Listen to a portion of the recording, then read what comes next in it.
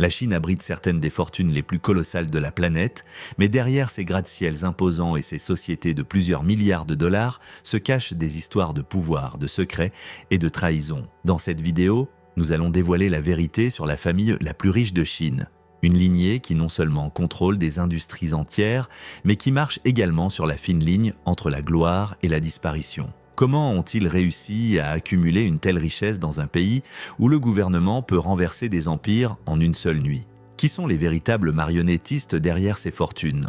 Certaines de ces familles ont failli tout perdre en défiant le régime, tandis que d'autres opèrent dans l'ombre, protégeant leur héritage des yeux du monde. Mais ce que vous découvrirez sur la famille numéro 1 vous laissera sans voix. Cela étant dit, commençons. Le pouvoir de la technologie. Cette phrase résume l'origine de certaines des fortunes les plus exorbitantes de la Chine moderne. Surgit alors la figure de Jack Ma, un homme à l'apparence fragile et au large sourire, qui dans sa jeunesse a été rejeté de plus de 30 emplois et n'a trouvé de stabilité qu'en tant que professeur d'anglais dans un petit établissement d'enseignement.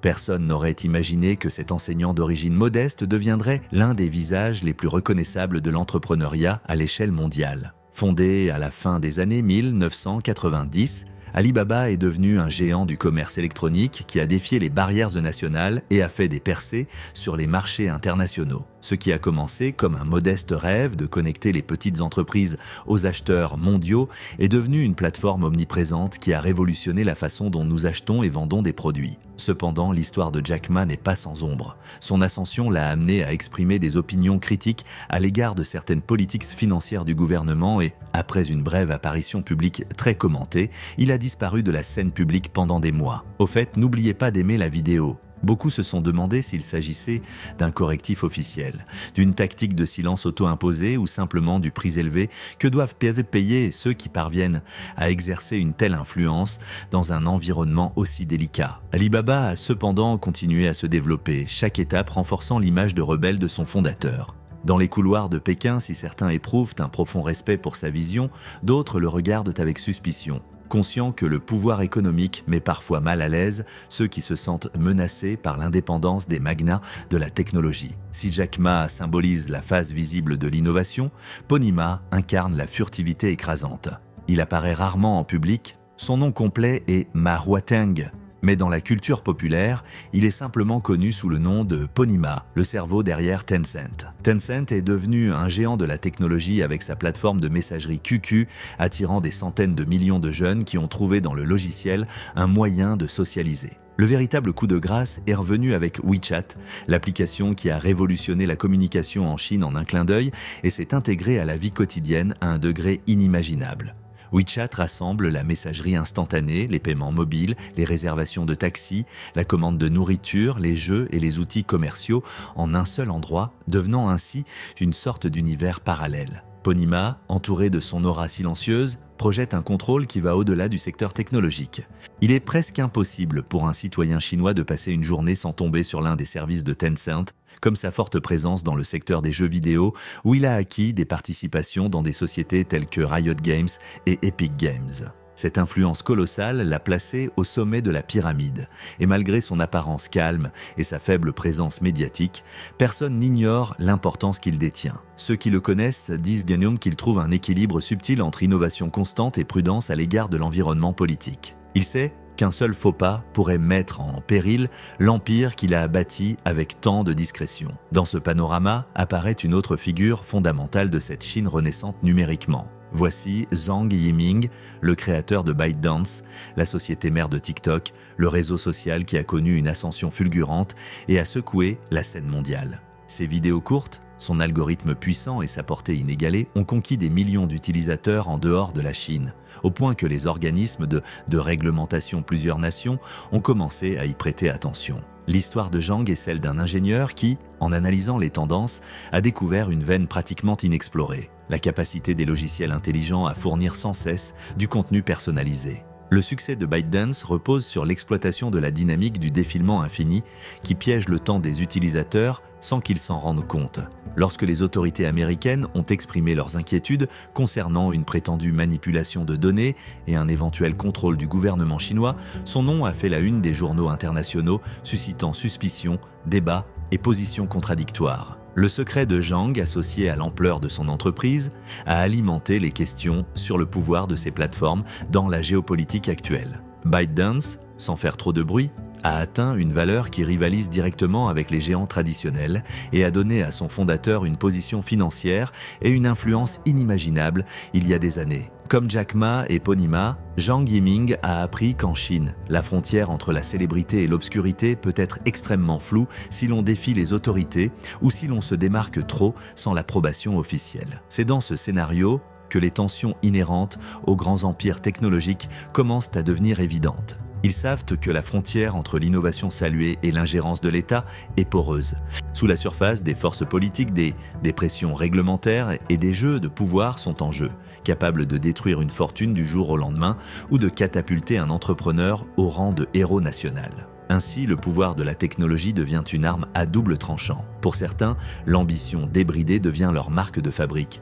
Pour d'autres, le silence absolu est la clé de la survie. Pendant ce temps, la société observe avec stupeur qu'en quelques années, les chiffres sur les comptes bancaires de ces visionnaires dépassent le produit intérieur brut de nations entières. Et pourtant, malgré tout cela, certains s'accrochent à l'idée que la censure et l'intervention du gouvernement peuvent équilibrer le fossé. Car il n'y a pas de place en Chine pour que les médias prennent leur envol sans l'approbation de l'autorité suprême. Après avoir exploré le terrain technologique, nous nous penchons sur la transition verte qui a fait de la Chine un géant des énergies renouvelables et de l'électromobilité. Dans ce panorama, Wang Chuanfu se distingue. Ses débuts ne sont pas prometteurs. Dans une petite usine, il produit des batteries rechargeables pour téléphones et appareils électroniques. Qui aurait pu imaginer qu'il défierait Tesla dans le secteur des véhicules électriques? En fondant BYD, Wang a non seulement positionné ses voitures électriques au même niveau que les marques traditionnelles, mais a également obtenu des accords internationaux qui ont ouvert la voie à l'exportation de bus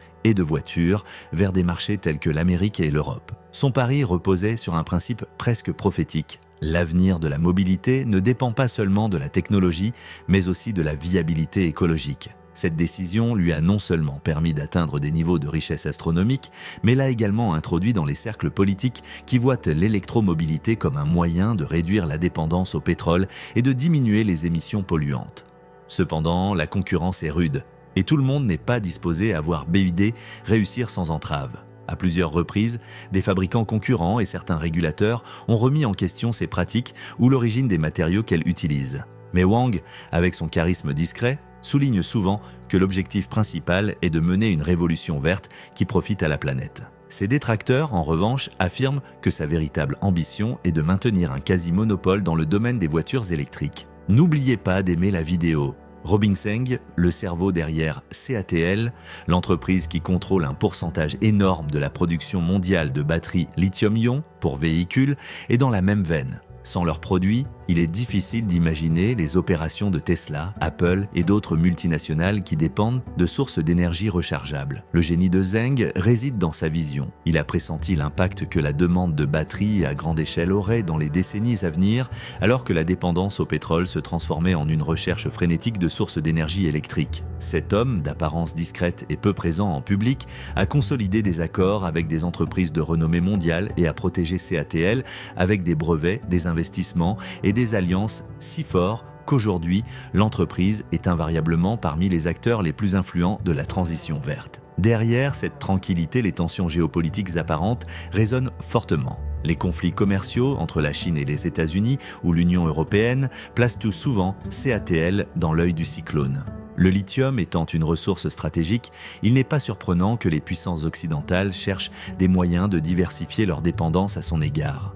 Mais pendant ce temps, Robin Zeng continue d'ajouter des zéros à sa fortune personnelle et détient le dessus en ce qui concerne la technologie qui conduit à une nouvelle mobilité. Une autre personnalité moins connue, à l'étranger mais très respectée localement, est He Xiangjian, fondateur de Midea. Pendant des décennies, Midea s'est concentré sur la production d'appareils électroménagers tels que des climatiseurs et des machines à laver. De nombreux Chinois ont grandi avec la marque chez eux, ignorant que la famille Xie allait devenir l'un des clans les plus influents et les plus riches du pays. L'entrée de Midea dans la robotique et l'automatisation industrielle s'est accompagnée d'acquisitions stratégiques en Europe, notamment en Allemagne, où elle a racheté des entreprises leaders. Soudain, le secteur de la fabrication automatisée a été intégré au cœur de l'entreprise, augmentant ainsi sa valeur. Ainsi, L'image d'une entreprise traditionnelle s'est combinée avec l'idée d'un géant préparé pour la 4e révolution industrielle. Cependant, la vie de He Xiangjian n'a pas été un chemin facile. Un événement dramatique a marqué un avant et un après lorsqu'ils ont tenté de l'enlever dans sa propre maison. Ce fait a mis en lumière la vulnérabilité que peuvent ressentir même les magnates et a alerté les autorités sur l'insécurité croissante qui entoure certaines élites. Malgré cela, son entreprise a continué à progresser fortement et s'est positionnée comme un leader mondial de l'électroménager. Aux yeux des analystes, Midea représente le pont entre l'industrie lourde classique et la sophistication technologique. Un ingrédient qui la place comme un acteur clé de la transition verte, en orientant une partie de son portefeuille vers des équipements à faible consommation d'énergie et des solutions respectueuses de l'environnement. L'émergence de ces fortunes vertes met en lumière une caractéristique récurrente de l'élite chinoise.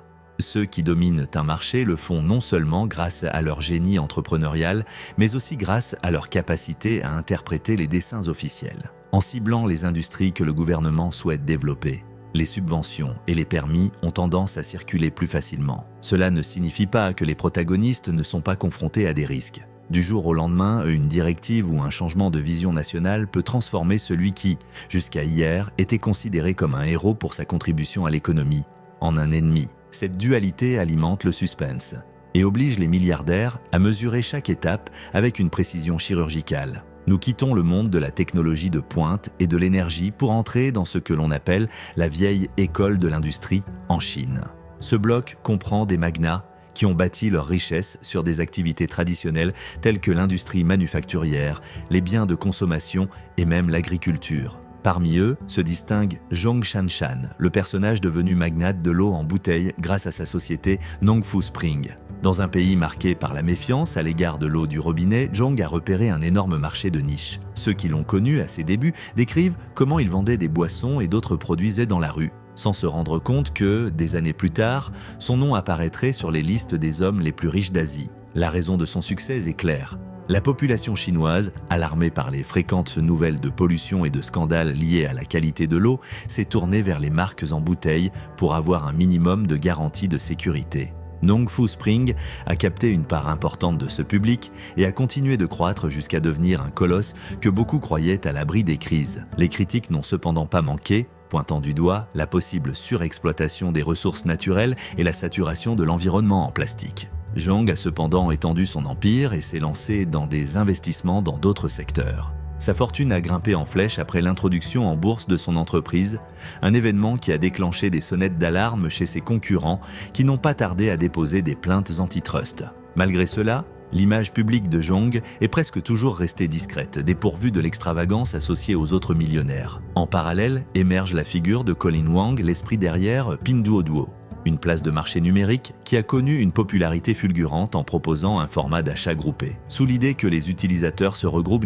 pour acheter des produits à des prix inférieurs, Pinduoduo s'intègre dans un secteur qui est principalement rural et avec des besoins de base qui n'étaient pas toujours satisfaits par les plateformes de commerce électronique traditionnelles. Grâce à ce modèle ingénieux, l'entreprise s'est développée à un rythme vertigineux et est venue concurrencer sérieusement des géants établis tels qu'Alibaba et JD.com. Les critiques de son système ont souligné que des rabais extrêmes pourraient nuire aux producteurs ou à la qualité des produits. Article. D'autres, cependant, ont vu une opportunité pour les agriculteurs des régions éloignées de distribuer leurs récoltes et leurs produits locaux via Pinduoduo, améliorant ainsi leurs conditions de vie. Wang a fait fortune en un temps record. Il est passé d'un nom pratiquement inconnu à celui de vedette des journaux qui l'ont présenté comme l'un des nouveaux visages de l'élite chinoise. Plusieurs analystes se demandent si son cas représente un tournant dans l'histoire du commerce électronique, prouvant que dans un pays d'extension continentale, il y a encore de la place pour l'innovation disruptive. Curieusement, comme d'autres magnates, Colin Wang s'est retiré de la gestion quotidienne de l'entreprise, préférant rester en retrait pour ne pas trop attirer l'attention dans un environnement qui punit parfois une visibilité excessive. Ces exemples révèlent un autre phénomène essentiel en Chine. Contrairement à l'Occident, où la richesse est transmise de génération en génération de manière plus systématique, les conditions en Chine changent si rapidement que maintenir un héritage pendant des décennies peut être un formidable défi. Les familles disposant d'une fortune héritée sont confrontées à un paysage juridique et culturel différent. Il ne manque pas de descendants qui choisissent d'émigrer ou de ceux qui ne possèdent pas les compétences de gestion qui caractérisaient leurs ancêtres. De plus, le pouvoir gouvernemental peut reconfigurer les règles du jeu financier en un clin d'œil, ce qui rend difficile de rester au sommet. De nombreux héritiers cherchent donc à diversifier leurs investissements à l'intérieur et à l'extérieur de la Chine, créant ainsi un réseau international garantissant leur survie économique. Mais entre les contrôles des capitaux et les tensions commerciales, cette tâche est loin d'être simple. Le mythe de la vieille école, tel un chêne centenaire, entre en collision avec la réalité d'un écosystème commercial instable. En fin de compte, ceux qui sauront s'adapter aux caprices du marché et aux diktats de la politique nationale auront de meilleures chances de survivre aux tempêtes financières. La grande question, bien sûr, est de savoir laquelle de ces familles émerge comme la plus puissante. Au fil des années, les listes de milliardaires se sont succédées, avec Jack Ma ou Pony Ma se relayant au sommet, ou d'autres visages prometteurs qui sont entrés dans la mêlée après une introduction en bourse réussie. Mais la vérité est qu'en Chine, l'argent n'est pas tout. L'influence politique, la capacité à générer des alliances stratégiques et la discrétion dans les opérations sont des éléments tout aussi décisifs. Ainsi, la famille la plus riche n'est pas toujours celle qui possède la plus grande fortune dans les classements, mais celle qui parvient à conserver et à multiplier son pouvoir en silence, en résistant aux tempêtes et aux aléas de la politique interne. Certains affirment que certaines familles, rarement mentionnées dans les magazines économiques, gèrent des fortunes colossales à travers des réseaux d'entreprises difficiles à retracer. D'autres, en revanche, étant plus visibles, doivent faire face à une surveillance constante et à l'incertitude de ne pas savoir quand le gouvernement va se mettre à la table des négociations et exiger davantage de contrôle. Les familles de magnates qui ont bâti leur empire sur la technologie, les énergies renouvelables ou l'industrie traditionnelle ont toutes une chose en commun. Elles savent que chaque pas qu'elles font peut avoir un impact significatif non seulement sur leur fortune, mais aussi sur la position internationale de la Chine. Alors que l'élite économique de tout pays tente d'influencer son environnement, dans le cas de cette nation asiatique, le lien avec l'appareil gouvernemental est encore plus étroit. Les subventions, la réglementation bancaire, le contrôle des marchés boursiers et les réseaux d'influence locaux s'entremêlent dans un réseau d'alliances fragiles et de tactiques qui requièrent autant de talent politique que de talent commercial. La survie et la croissance de ces familles reposent sur leur capacité à naviguer entre l'opportunité de perturber et la nécessité de maintenir l'approbation officielle, ainsi qu'à éviter, dans la mesure du possible, les controverses qui aboutissent à l'annulation de leur licence ou à des enquêtes fiscales. Lorsque des tensions surgissent entre le géant asiatique et des puissances comme les États-Unis, les entreprises le font aussi. Ces magnates sont pris dans une guerre commerciale complexe, obligés de modifier leur stratégie d'exportation, leurs fournisseurs et leur chaîne d'approvisionnement. C'est l'atmosphère qui règne au sein de la famille la plus riche de Chine. Un monde où ceux qui ont le savoir-faire pour anticiper les décisions du gouvernement, lire les tendances mondiales et tenir la controverse à distance, parviendront au sommet sans trop parler. On entend parfois parler de personnes qui ont perdu la faveur officielle pour avoir exprimé des opinions critiques ou pour s'être lancées dans des activités qui frisaient l'illégalité au regard des lois locales. À d'autres occasions, l'État a pris des participations dans certaines entreprises pour s'assurer que les décisions ne deviennent pas incontrôlables. Cela crée un étrange équilibre, où les libertés des entreprises peuvent être merveilleuses tant qu'elles contribuent au bien national, mais sont brusquement restreintes lorsque l'entreprise en question est perçue comme s'étant étendue au-delà de ce que l'appareil politique juge approprié. Dans ce contexte, la liste des candidats au poste économique suprême comprend des noms que nous avons déjà vus, des magnates de la technologie comme Jack Ma, Pony Ma ou Zhang Yiming, des rois de l'électromobilité et de l'énergie comme Wang Chuanfu et Robin Zeng, des figures de l'industrie traditionnelle et de la consommation comme He Xiangjian, Zhong Shanshan ou Colin Huang, et peut-être d'autres visages moins médiatiques qui opèrent avec une discrétion absolue. Selon les calculs parus dans les médias spécialisés, l'un des noms qui monte le plus souvent au sommet est celui de Zhang Yiming, en raison de la valeur écrasante obtenue par ByteDance, ajoutée à sa pénétration internationale réussie avec TikTok. Cependant, dans la pratique, les positions peuvent basculer très rapidement. La famille Zhang a géré d'énormes sommes d'argent et a secrètement sécurisé un portefeuille d'investissement dans l'intelligence artificielle, les logiciels et les nouvelles plateformes de contenu. Cela lui donne une marge de manœuvre considérable, même si le contrôle des autres puissances devient de plus en plus exigeant. Certains analystes doutent que ByteDance puisse conserver son rôle de titan mondial si les tensions politiques continuent de s'intensifier. Zhong Shanshan, quant à elle, s'est hissée au sommet des listes des milliardaires mondiaux, alors que la capitalisation boursière de Nongfu Spring montait en flèche et que sa participation dans les sociétés de biotechnologie montait en flèche. On l'appelait le loup solitaire parce qu'il semblait n'avoir de compte à rendre à personne et préférait agir seul sans trop mélanger son image avec les événements publics. D'autres ont placé Pony Ma et Jack Ma comme favoris en raison de la robustesse de leurs écosystèmes commerciaux. En fin de compte, cette compétition s'apparente à une danse où chaque mouvement fait monter ou descendre un magnate sur l'échelle en fonction de l'humeur du marché et de l'intervention du gouvernement. Ce qui est indéniable, c'est que la richesse de la Chine dépasse souvent les limites de l'imagination, créant des empires personnels qui rivalisent avec la puissance des grandes entreprises américaines et européennes. Derrière ces fortunes, le citoyen moyen peut voir un paradoxe.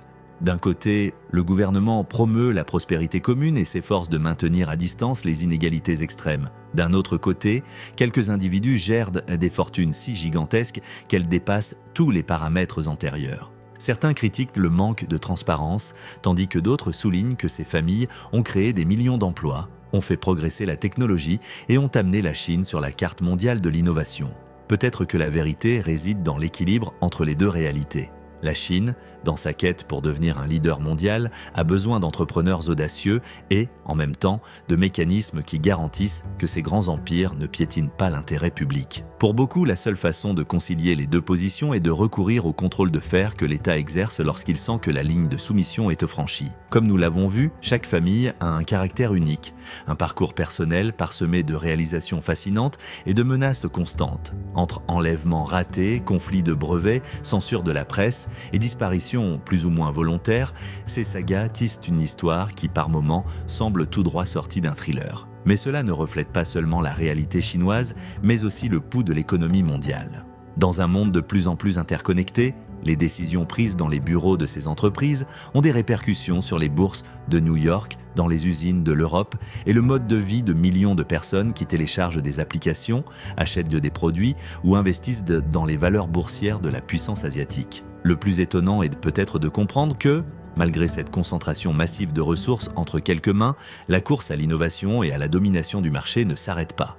Des startups prometteuses émergent chaque jour, rivalisant pour devenir la prochaine grande success story. La question est de savoir si les géants actuels pourront maintenir leur position lorsque de nouvelles générations d'entrepreneurs chinois hautement qualifiés et disposant d'un meilleur accès au financement arriveront avec des idées nouvelles et disruptives. C'est la dynamique d'un pays qui, en seulement 4 décennies, est passé de la pénurie à la puissance industrielle et technologique insatiable. Pour ceux qui ont bénéficié de ce boom, le ciel semble sans limite, mais en dessous se cache une incertitude familière.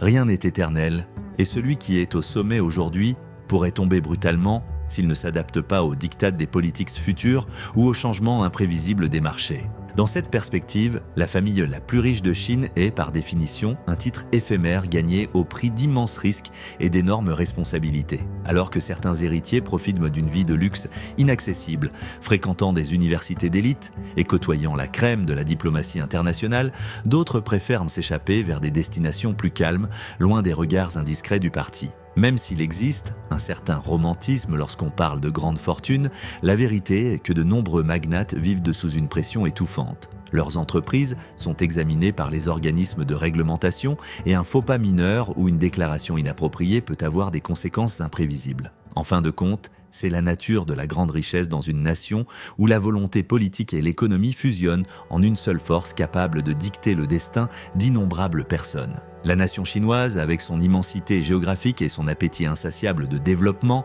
a donné naissance à des familles qui incarnent un mélange de modernité et de tradition, d'innovation et de suspicion, d'ouverture et de contrôle. Face aux pressions externes et aux luttes internes, ces clans agissent avec prudence, sachant que le maintien de leur fortune dépend d'un réseau complexe d'alignement sur les directives nationales, d'alliances avec d'autres sociétés et d'une vigilance constante contre tout facteur susceptible de provoquer un déséquilibre. L'horizon dessine le tableau d'un scénario où la concurrence deviendra encore plus intense, surtout si les conflits commerciaux avec d'autres puissances s'intensifient. Dans cet environnement incertain, la famille la plus riche de Chine n'est pas un concept statique, mais une position contestée à travers des accords stratégiques, des manœuvres financières et des jeux de pouvoir. Maintenant que nous avons abordé la technologie, la transition verte et l'industrie traditionnelle, il convient de rappeler que la Chine est un pays plein de nuances culturelles. Les liens de loyauté, de respect filial et de dévouement à la communauté influencent la manière dont la richesse est gérée